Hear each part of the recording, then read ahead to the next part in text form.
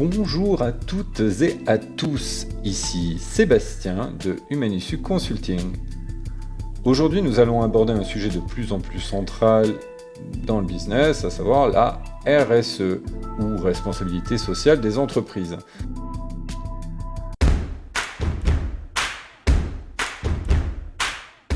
À l'ère de la transparence et de la conscience sociale, les entreprises ne peuvent plus se contenter de maximiser les profits, elles doivent aussi jouer un rôle actif dans la société.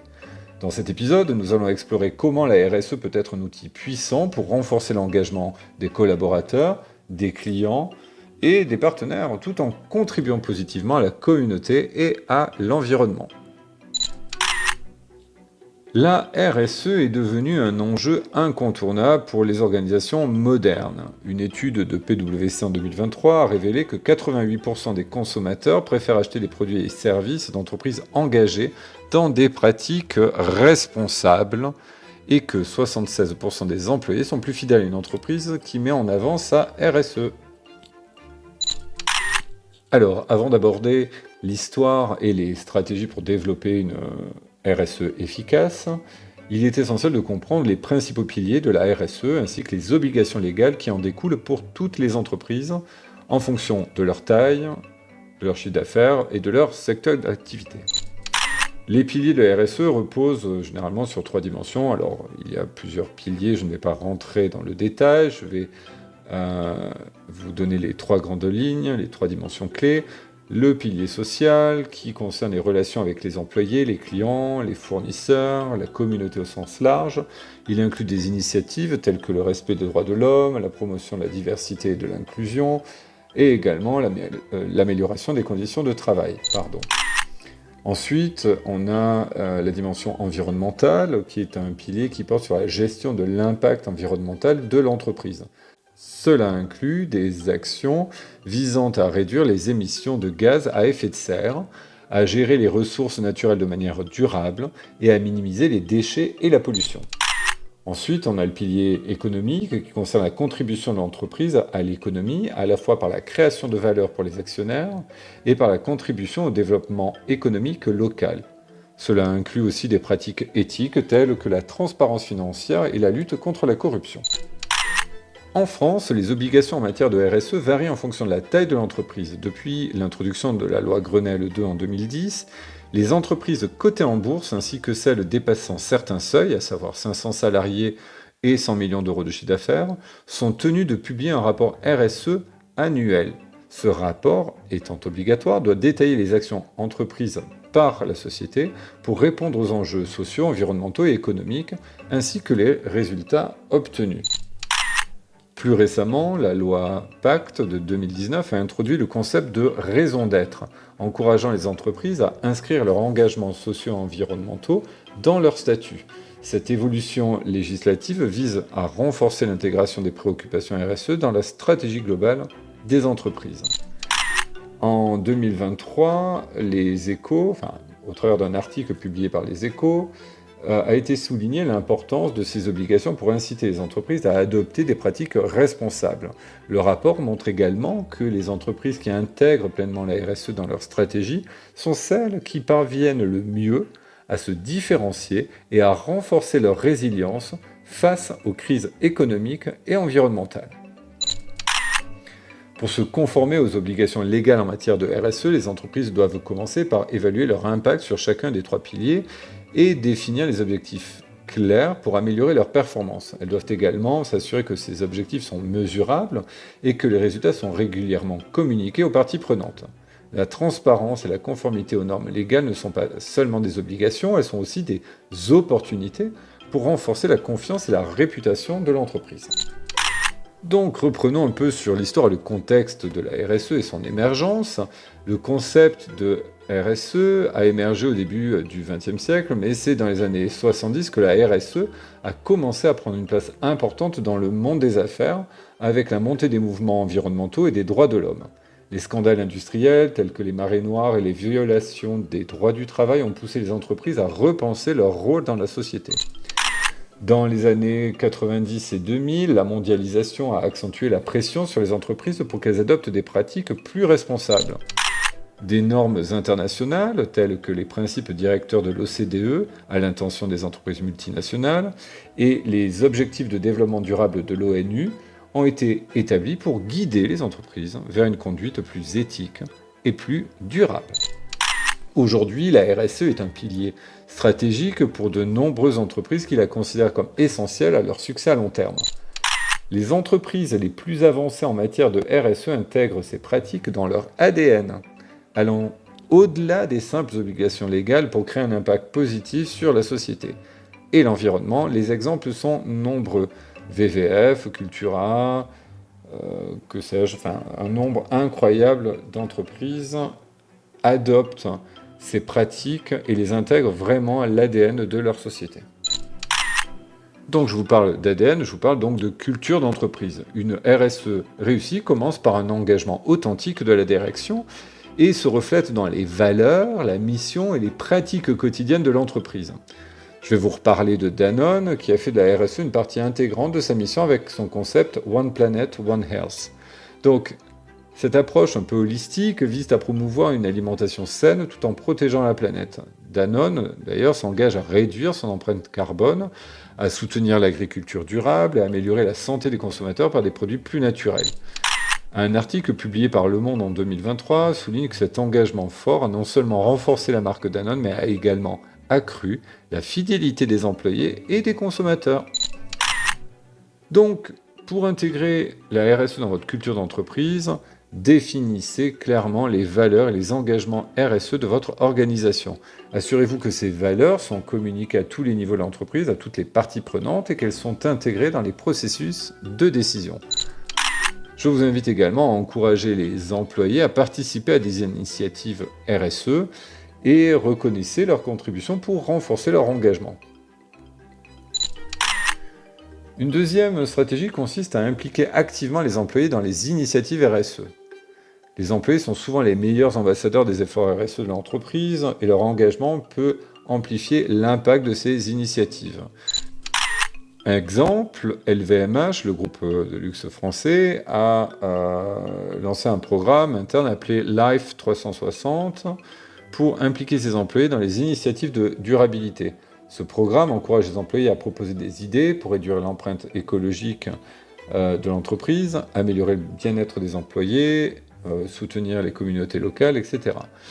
Challenge a publié un rapport démontrant que ce programme a pu générer des centaines d'idées innovantes, mais aussi a renforcé l'engagement des employés avec une augmentation de 20% environ de la participation aux initiatives RSE par rapport à l'année précédente. Donc, pour impliquer vos employés dans la RSE, je vous invite à créer des opportunités pour qu'ils participent activement aux initiatives. Exemple, VVF, qui demande à ses animateurs de participer à des initiatives locales permettant à des enfants ou des familles n'ayant pas la possibilité de partir en vacances de bénéficier d'activités ludiques pendant leurs vacances. Je vous invite également à organiser des ateliers, des groupes de travail ou des compétitions internes pour recueillir des idées et des solutions innovantes. Assurez-vous également que les employés sentent que leur contribution est valorisée et qu'ils peuvent avoir finalement un impact réel, tangible en fait, sur la stratégie RSE de l'entreprise. La RSE est également un levier de différenciation concurrentielle. Dans un marché saturé, les entreprises peuvent se démarquer en démontrant un engagement sincère envers des pratiques responsables. Rappelez-vous, peut-être vous connaissez cet exemple de Body Shop. The Body Shop, cette entreprise de cosmétiques qui a fait de la RSE le cœur de sa stratégie dès sa création. The Body Shop se distingue par son engagement en faveur des droits des animaux, du commerce équitable et de la protection de l'environnement. En 2023, l'entreprise a lancé une nouvelle gamme de produits entièrement biodégradables en s'appuyant sur des ingrédients issus du commerce équitable et de sources durables. Cet engagement fort en matière de RSE a non seulement renforcé la fidélité des clients, mais a également permis à The Body Shop de se différencier sur un marché de plus en plus compétitif. Alors vous me direz, c'est bien beau de mettre en place des stratégies RSE, mais une fois qu'on a mis en place ces actions-là, qu'est-ce que l'on fait? Eh bien, il faut mesurer et communiquer les impacts de cette RSE. Il est essentiel de suivre les progrès de vos initiatives, de vos actions RSE pour évaluer leur efficacité et pour en faire la promotion auprès de toutes les parties prenantes. Je vous parlais précédemment dans un autre podcast de Schneider Electric, qui est un parfait exemple également d'entreprise qui a mis en place des indicateurs de performance RSE qui sont plutôt robustes pour suivre des progrès en matière de durabilité. Donc ils ont publié un rapport en 2022 ou 2023 de durabilité détaillant les avancées dans la réduction des émissions de CO2, l'amélioration de l'efficacité énergétique et la promotion de la diversité au sein de l'entreprise. Également, EG Carpet, tous les ans, donc entreprise danoise qui réalise des tapis et des habillements de sol, diffuse largement auprès des investisseurs, des clients et des employés ce rapport, permettant ainsi de renforcer la réputation de la marque en tant que leader en matière de durabilité et attire également de nouveaux investisseurs socialement responsables. Donc pour mesurer et communiquer les impacts de votre RSE, mettez en place des indicateurs de performance clés qui reflètent les objectifs de votre stratégie RSE. Publiez régulièrement des rapports de durabilité qui détaillent vos progrès et vos défis. Les rapports sont de manière générale publiés annuellement. Assurez-vous que les informations sont accessibles à toutes les parties prenantes. La transparence est importante et voire essentielle pour renforcer la confiance et démontrer l'engagement de votre entreprise envers ses responsabilités sociales et environnementales. Enfin, une dernière stratégie consiste à collaborer avec des partenaires externes pour amplifier l'impact de vos initiatives RSE. Les collaborations avec des ONG, des gouvernements et d'autres entreprises, elles-mêmes actrices RSE ou inscrites dans une démarche RSE, peuvent multiplier l'effet de vos actions et vous aider à atteindre des objectifs plus ambitieux.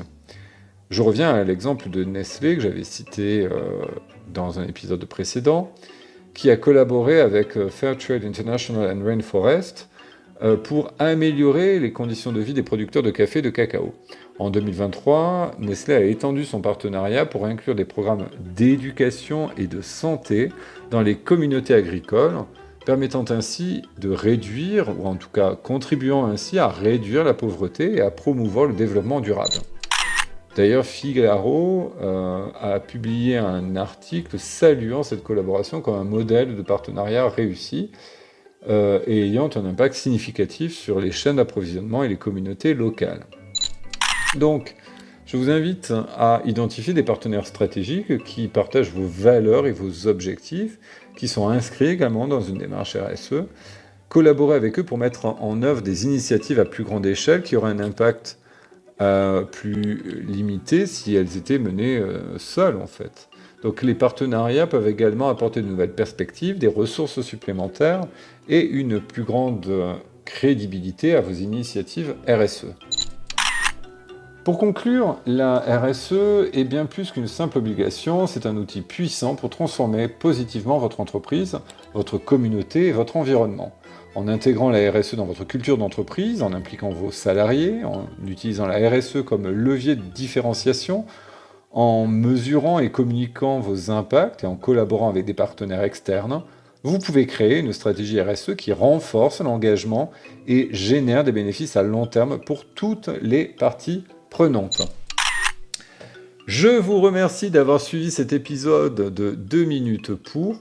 J'espère que ces informations vous inspireront et vous inviteront à développer ou à renforcer votre stratégie RSE pour un avenir plus durable.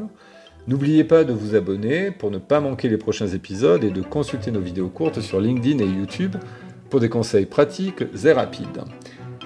Vous pouvez également laisser un commentaire ou nous envoyer un mail à info@humanissu.fr. Je vous dis à très bientôt pour une nouvelle exploration des compétences essentielles pour les leaders d'aujourd'hui.